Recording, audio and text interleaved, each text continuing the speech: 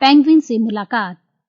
कहानी जो है वो इस प्रकार है कि गोकुल नाम का लड़का जो अपनी दादी के साथ समय व्यतीत करना बेहद पसंद करता था। वे अपने स्कूल के सारे किस्से अपनी दादी को सुनाता और उनसे ढेर सारे प्रश्न पूछता। दादी उसके हर एक प्रश्न का सटीक जवाब देती। दादी के साथ रहने के कारण उसे बहुत सारी जानकारियां हासिल हो गई थी।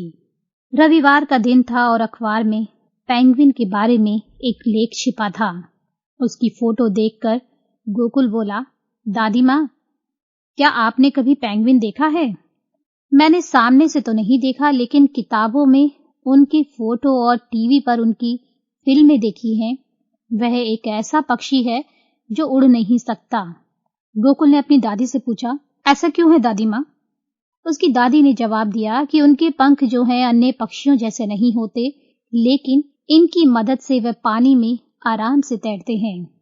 गोकुल ने पूछा कि दादी माँ, वो रहते कहाँ पर है? दादी ने जवाब दिया, वे दक्षिणी गोलार्ध के अंटार्कटिक क्षेत्र में पाए जाते हैं, जहाँ बहुत अधिक पानी और बर्फ है। तो गोकुल ने बड़े ही उत्साह के साथ उछलते हुए कहा, तो चलो दादी, हम फिर वहीं घूमने चलते हैं। उसकी बात सुनकर दादी माँ हंस दी और बोली, वहां तो बहुत ठंड पड़ती है, आम आदमी वहां रह नहीं सकता।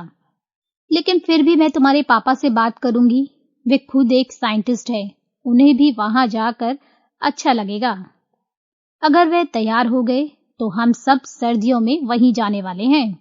ठीक है, मैं उनसे बात करती हूँ, अगर वे मान जाते हैं तो हम सब सर्दियों में वहीं घूमने चलेंगे। सर्दियों में क्यों दादी माँ, गर्मियों में क्यों नहीं? दादी ने जवाब दिया कि बेटा, यात्रा के लिए गर्मियों का समय ठीक रहेगा, क्योंकि नवंबर से मार्च तक हमारे देश में जो है ठंड पड़ना शुरू हो जाती है। दादी माँ की बातों से गोकुल आश्वस्त हो गया और उसे पूरी उम्मीद थी कि दादी माँ पापा को वहां जाने के लिए मना लेगी। मौका देखकर दादी माँ ने ये बात प्रेम से कह दी। वह बोले, मम्मी, अंटार्कटिक की यात्रा बहुत कठिन है, आप वहां कैसे जा पाओगी? तुम भूल रहे हो, मैंने तुम्हारे पापा के साथ बहुत से देशों की यात्रा की है, बस ये अंटार्कटिका देखना रह गया है। मैं उनसे कहती तो वो मेरी वो भी इच्छा पूरी कर देते। गोकुल का पेंगुइन देखने का बड़ा मन है, हमें वहां जाना चाहिए। मैं उसे मुंबई में पेंगुइन दिखा दूंगा। प्रेम बेटा, जानवरों और पक्षियों को उनके प्राकृतिक आवास में देखने की बात कुछ और ही होती है। आप तो वैज्ञानिक है, तो आपको तो पता ही होगा। मम्मी का मन रखने के लिए प्रेम अंटार्कटिक घूमने के लिए तैयार हो गया। एक एजेंसी की मदद से उन्होंने दिसंबर में वहां की यात्रा सुनिश्चित कर ली। यह सुनकर गोकुल खुश हो गया था। उसे दिसंबर के महीने का इंतजार था। निश्चित समय पर गोकुल, पापा और दादी माँ ढेर सारे गर्म कपड़ों के साथ समुद्री मार्ग से अंटार्कटिक पहुंच गए। गोकुल को ये यात्रा बहुत रोमांचक लगी। पापा ने पहले ही हिदायत दे दी थी कि ठंड के मौसम में अकेले दूर नहीं जाना है। इन दिनों यहाँ का तापमान जो है 5 से 15 डिग्री के बीच में था और वहाँ ठंड काफी थी। लेकिन पेंगुइन का समूह देखने में उन्हें बड़ा मजा आ रहा था। इस जगह पर एम्परर पेंगुइन बहुत अधिक संख्या में रह रहे थे। दोपहर का समय था। गोकुल और दादी माँ थोड़ी देर के लिए बाहर निकले। तभी उन्हें सामने से पेंगुइन का एक समूह आता दिखा। उन्हें देखकर गोकुल डर गया। वे कद काठी में उसके बराबर थे और उसी की तरह खड़े होकर चल रहे थे। दादी माँ बोली, इनसे डरने की जरूरत नहीं है, ये इंसानों को नुकसान नहीं पहुंचाते और उन्हें देखकर डरते भी नहीं है वो। दादी माँ की बात सच निकली। इतने छोटे बच्चे को उन्होंने पहली बार इस जगह पर देखा था। दर्जन भर पेंगुइन उन्हें देखकर रुक गए। दादी माँ उनके एकदम नजदीक चली गई। उन्होंने आगे बढ़कर एक को अपनी बाहों में भर लिया और ये देखकर सारे पेंगुइन खुश हो गए। दादी माँ के कहने पर गोकुल भी उनके नजदीक चला गया और मुलायम पेंगुइन को छूकर उसे बड़ा अच्छा लगा।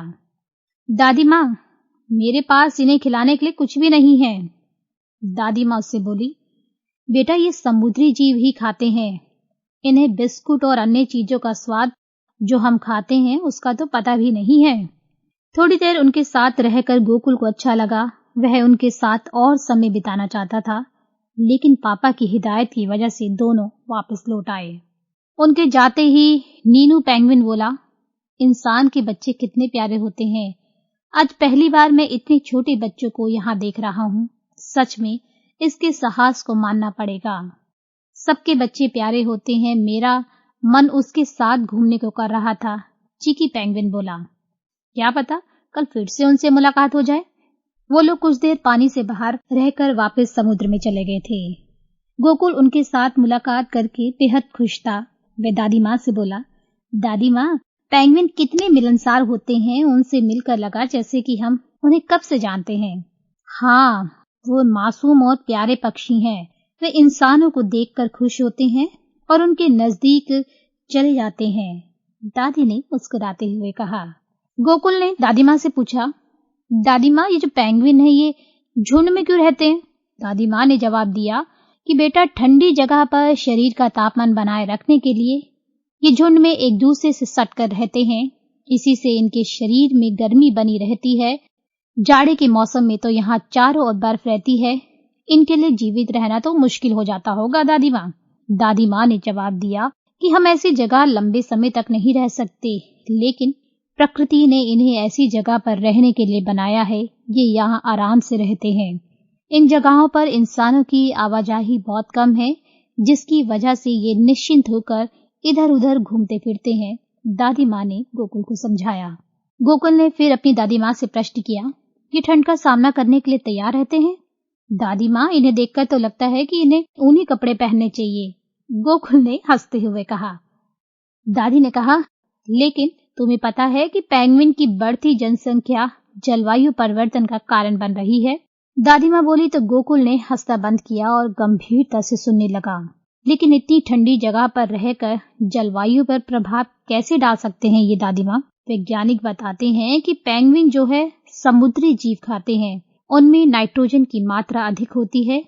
इनके द्वारा त्यागे हुए मल से नाइट्रोजन युक्त गैस निकलती है, जो कार्बन डाइऑक्साइड से भी घातक होती है, जिससे अंटार्कटिक को खतरा पैदा हो रहा है और वह इस क्षेत्र की बर्फ को तेजी से पिघलाने का काम करती है, दादी माँ ने उसे समझाया।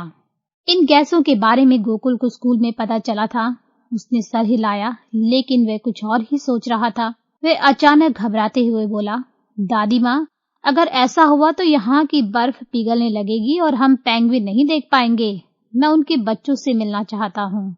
इन दिनों वे सब बड़े होकर समुद्र में भोजन की खोज में चले गए हैं। ध्यान से देखने पर इन पेंगुइन के बीच में तुम्हें कुछ छोटे पेंगुइन दिखाई दे जाएंगे, जो अब धीरे धीरे युवा हो रहे हैं। दादी माँ, जब हम कल घूमने जाएंगे तो अपने साथ कुछ मछलियाँ रख लेंगे। मुझे उन्हें मछलियाँ खिलानी है, गोकुल ने बड़े ही उत्साह से कहा। अगले दिन पापा ने गोकुल को मछली का एक पैकेट दिया। रास्ते में उन्हें फिर से वही पेंगुइन का समूह मिल गया। ऐसा लग रहा था जैसे वे उन्हीं का ही इंतजार कर रहे हो। उन्हें देखकर सारे पेंगुइन खुशी से अपने पंख फड़फड़ाने लगे। गोकुल ने आगे हाथ बढ़ाया तो उन्होंने भी अपने हाथ जैसे पंख आगे कर दिए और उनसे हाथ मिलाकर वह बहुत खुश था। उसने थैली में रखी मछलियां जमीन पर फैला दी। सब एक एक मछली उठाकर प्यार से खाने लगे और वो बड़े ही मनमोहक लग रहे थे। गर्दन ऊपर उठाकर वे जोर से आवाज कर रहे थे। ऐसा लग रहा था जैसे उसे धन्यवाद दे रहे हों।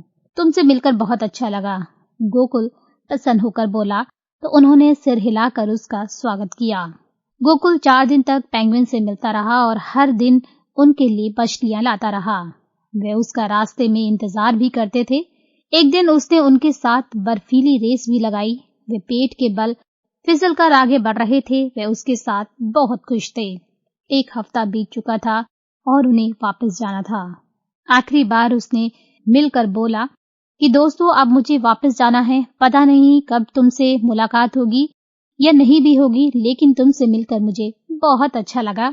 अब ये सप्ताह काफी अच्छा बीता। बदले में उन्होंने उसका हाथ पकड़कर अपना आभार जता दिया और जो उसके पापा थे उसने इन सभी पलों को अपने कैमरे में कैद कर लिया। पर्सी, चीकी और उनके साथी उसे छोड़ने आए थे। उन्हें गोकुल से बिछड़ने का दुख हो रहा था। पर्सी बोला, अब हम इनसे कभी नहीं मिल पाएंगे। हालांकि हमने बहुत मजे किए हैं। कई दिन तक मीटिंग